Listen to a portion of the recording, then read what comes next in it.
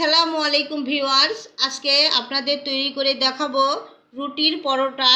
এই রুটির পরোটাটি আপনারা বাসাতে খুব অল্প সময়ে বানিয়ে খেতে পারেন।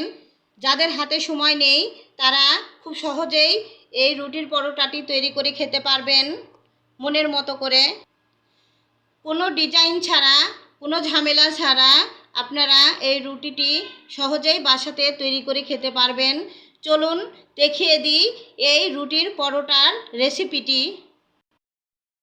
এখানে আমরা কিছু আটা নিয়ে নিয়েছি।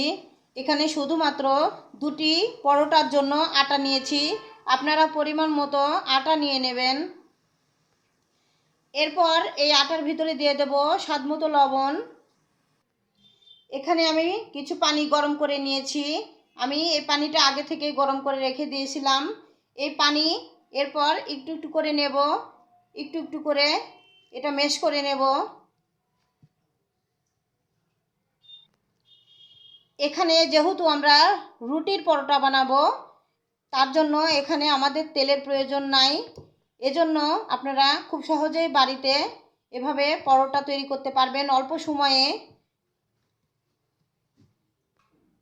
রুটির জন্য যেভাবে আমরা আটা মাখিয়ে নিই, ঠিক সেভাবে আমরা আটাগুলো মাখিয়ে নেব। দেখুন, খুব ভালোভাবে আমার আটার গুঁড়োটা তৈরি করে নিয়েছি। এরপর আটাটা ঠিক এভাবে দুভাগ করে নেব দুটি পরোটা বানানোর জন্য। এরপর এর ভিতরে কিছু আটা নিয়ে একটি রুটি বানিয়ে নেব। ঠিক আপনারা যেভাবে রুটি বানাবেন ঠিক সেভাবেই রুটিটা বানিয়ে নেবেন।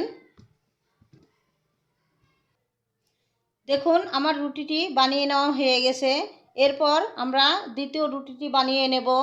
আপনাদের রুটি যদি এরকম গোল না হয় তাহলে কোনো সমস্যা নাই, আপনারা যেভাবে পারবেন সেভাবেই রুটিটা বানিয়ে নেবেন।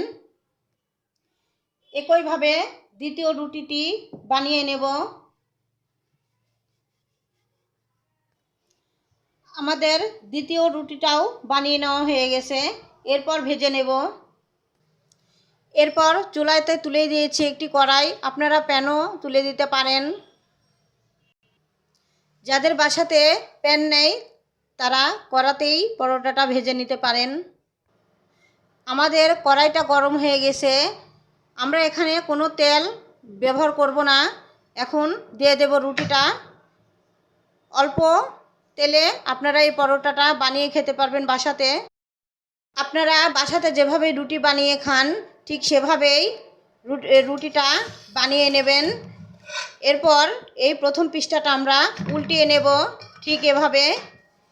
এরপর এই পিসটাটা তাতিয়ে নেব। আপনারা সময়ের অভাবে যারা পরোটা বানিয়ে খেতে পারেন না তারা আমার ভিডিওটি ফলো করবেন। দেখুন, আমার অপর পিসটাতেও তাতিয়ে নেওয়া হয়ে গেছে। এরপর এখানে দিয়ে দেব তেল পরিমাণ মতো। ঠিক এভাবে তেল দেওয়ার পর সুন্দর করে এভাবে আপনারা ঘুরিয়ে ঘুরিয়ে তেলটা মাখিয়ে নেবেন।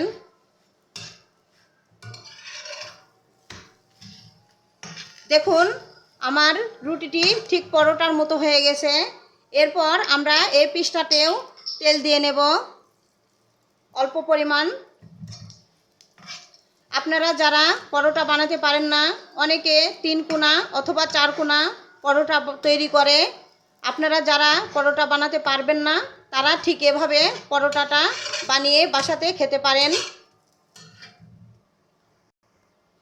দেখুন, আমার পরোটাটি তৈরি হয়ে গেছে। ঠিক এভাবে আপনারা বাসাতে পরোটা তৈরি করে খেতে পারেন।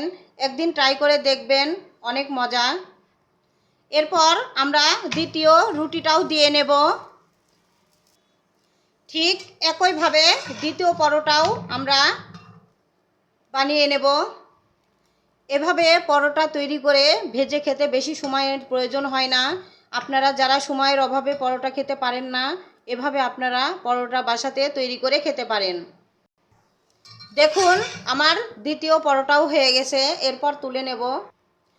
পরোটার সাথে একটি ডিম না হলে ভালো লাগে, এই জন্য একটি ডিম পোস্ট করে নেব।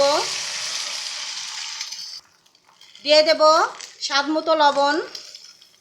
ডিমটা একটু আপনারা এভাবে ছড়িয়ে নেবেন, তাহলে ডিমটা একটু বড় হয় এবং খেতেও ভালো হয়।